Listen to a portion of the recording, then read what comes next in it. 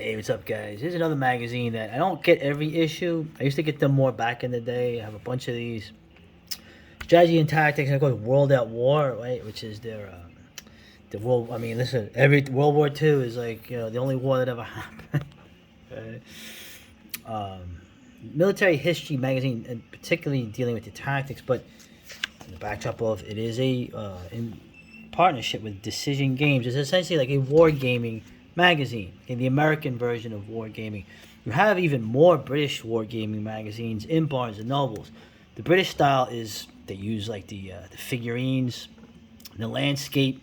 Think of Warhammer, right? Warhammer comes out of the British wargaming tradition, which is to use the little toy soldiers, right? It's called back to Little Wars, but they usually made of plastic, and they'll make extensive, very impressive landscapes, sort of the stuff you'd see in like toy train model backgrounds. And they're really big. It's I guess as important as the gaming aspect of it is the collection of the figurines, the painting of them. Um, I know an American style war gamer who's like, oh yeah, dude, it's like playing with toys. Right? James, my buddy James knows who I'm referring to. Well, he said that, but I kind of like the British wargaming in terms of the care they take into the figurines, but the American style of wargaming is more like the old Kriegspiel, the old Prussian style of wargaming, literally, where it's a map. You have counters, which represent military units, weapons, supplies, and other things. Of course, you have dice. Many of them are starting to use cards. So you pick random cards in a turn, and the events are driven even further. You have an example of these games. Right? And this, like I said, decision game seems to be kind of, it's sort of like a thing for decision games. But even if you never played a war game, right? And I'm hardly an expert war gamer at all. I only played the introductory mini one. But still, there's a lot of cool stuff in it. And once again, bring it up because I have to. I'm Mr. Anti Nostalgia, you know that, right? Now you're thinking, oh, well, you go over all this old stuff. You see how good this old stuff is. What do you mean you're anti nostalgia? Well, just like the toy soldiers, just like the model magazines, just like the train model magazines, okay, just like the old horror movies, just like all these other things. The demographic that had any interest in this is dying off, but they still have enough money to keep these going. But like I said, in the next decade, these things are probably going to cease publication. But in terms of the magazine, it's really, I mean, they cover, particularly, of course, this sister magazine, The World at War. It's almost entirely, World War II. Right? The only war that ever happened, if you look at a day in bookstore. Right? But Strategy and Tactics covers pretty much everything else. They've consolidated too. They used to have a modern one, but they've consolidated here, and you'll see it at the end. But I'll give you an example here. French and Indian War. Okay. Timur Lane. Timur the Lane. If you one of the most forgotten historical figures. This dude killed. Oh man, millions and millions of people, just in India alone. Right. The Falklands War. One of the earliest wars I remember as a kid, actually. Right? Of course, the U.S. armor in the Philippines. They talk about the M3 Stuart when it's fighting when the Philippines are going to be overrun by the Japanese, and you have some more departments here. So, French and Indian War, lots of maps, lots of maneuvers. Like I said, this is like war gaming with an eye to many of these guys. I think are former military guys, current military guys. They do these in the war colleges. I assume the way they do things, I think maybe they don't. I don't know. I don't think they even read history books, to be honest. But then remember, your policy, your military policy is mostly being made by civilians, apparently. And all the fucking generals and the MICs care about is how much money they can get and how much people they can bomb. Right? So now you go with the French and Indian War, right? You get the troop movements here, And like I said, also let me emphasize, right? This is a normie magazine. Okay, some of the stuff I don't like, that we don't like, creeps into this. Of course, in terms of the only war that ever existed, World War II, there's a very, very conventional view of it. I'll leave it at that. But there's still merit in here.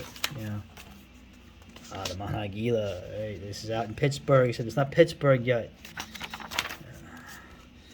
And you know, lots of artwork, lots of period artwork.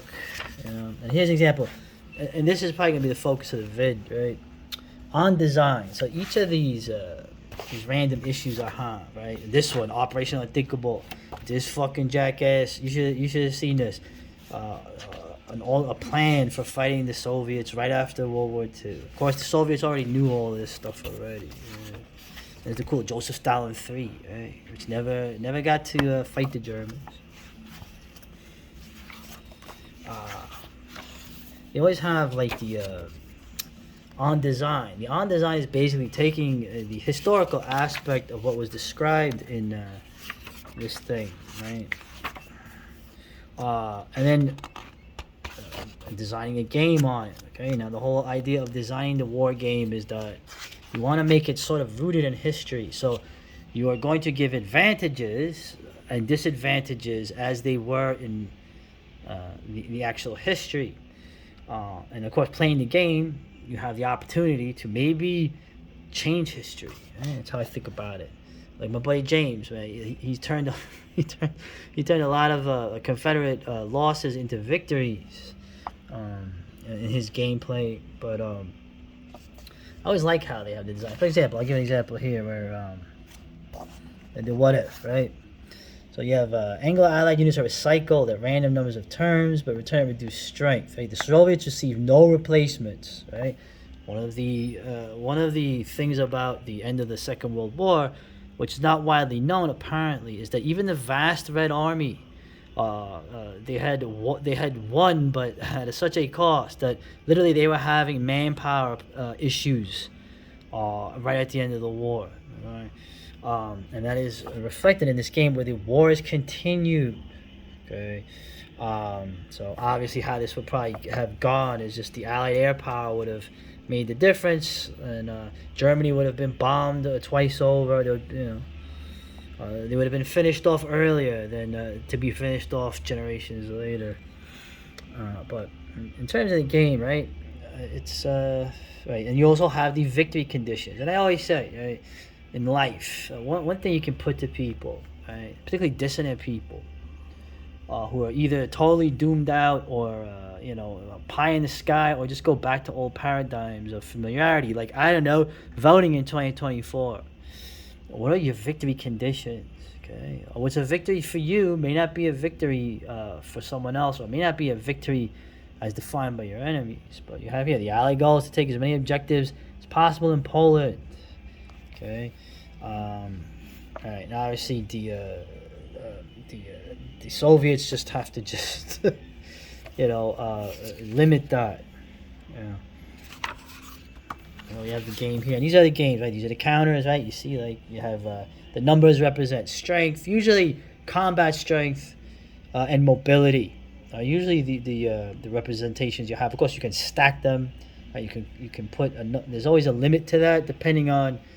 Usually, if you're more equipped or not, where you can add these things up, and dice rolls sort of decide the encounters. Of course, there's even dice rolls just to get to that, right? Especially one of the things that's big in these games is the tactical advantage. Who has the tactical advantage?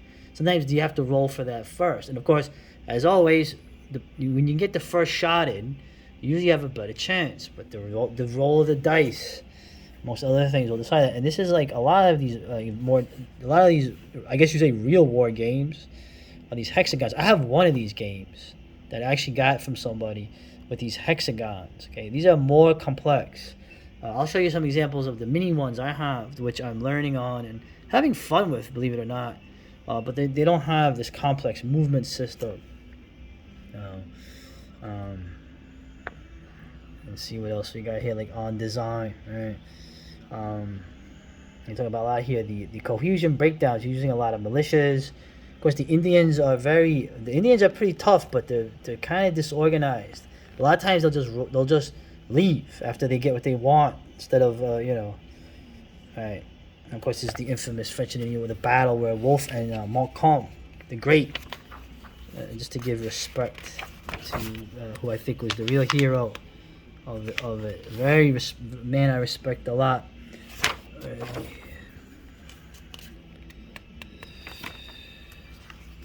Right, Louis Joseph de Montcalm Grosjean, the Marquis de Montcalm. This guy to me was the fucking guy in this war. But anyway, this is my personal opinion. You got other cool things too. Tamerlane, right? Tamerlane, right? What this guy did, this guy put a hurting on the Ottomans. Killed millions of people in India and was going to go to China and then die. But this man's well known in Europe. He was liked in Europe. He was like this mysterious figure who had wreaked havoc on the Turks, right? The Ottomans. So taking pressure off of, just like the Mongols did earlier with the Seljuks, taking pressure off of the Europeans from the Muslim world. So of course this man was an interesting combination of a Mongol and of course the later Mongols being Islamicized, right?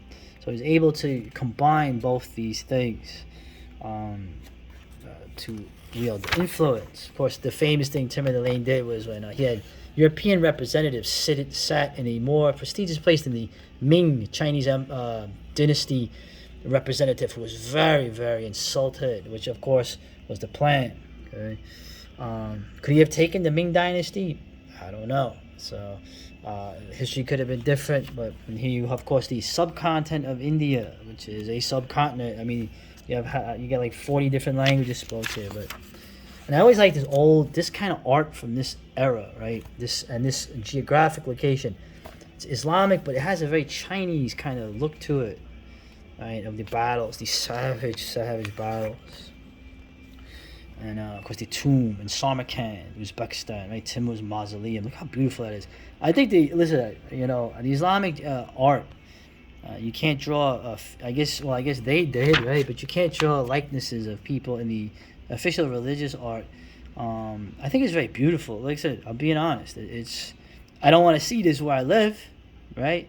Rather see it in the book or see it on a visit, right? But it is a beautiful, striking thing. So. And one thing, and I'll leave it with this: you don't see anyone protesting Tamerlane's mausoleum. You don't see people saying this man was a genocidal murderer and you should feel guilty for what he did. You don't see that nonsense. Right? Because they have the old story of when they opened up the tomb. It was just a couple of days before the Barbarossa happened.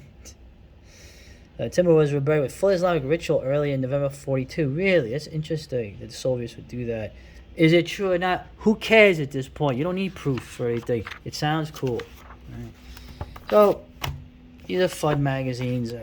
You look more at the games. These are like the big games. Some of these are expensive. So, obviously, it's aimed at the boomers. Right? And this is a cool one. Also, in the back, I'll just leave it quick. They have like modern warfare, like what's happening in the world, with those evil Russians and China, those Chinese, it is kind of frustrating to see that these military-minded men still seem to think that this country that we live in is another country, to give a damn about what's going on here. Or here, and acting like they actually, there you go. But the history is what I'm about. So we'll go here real quick. I'll end this because the most interesting things here are on design things. Okay? Design corner. Let's see. Oh, look at this. The Chinese, right, fighting the Japanese. The Dadao, right, great or big. Well, actually, what it means is big knife. Literally, the Chinese name for this is big knife. Like saber. So you got the design corner, right? When you design these games, you have to have aspects of what was actually going on there. Okay. The combat result tables. Let's see. Right, the Chinese were divided, right? Chiang Kai-shek, right? The KMT, communist guerrillas. It's just interesting when they make the games. right? The deeper the advance into China, the more combat strength will be dissipated, which was the whole story of China. No matter how many times you beat them, you couldn't take China, the Japanese. But anyway, just a little look into the American wargaming scene. Yes, the road. We're on the road. Let's go.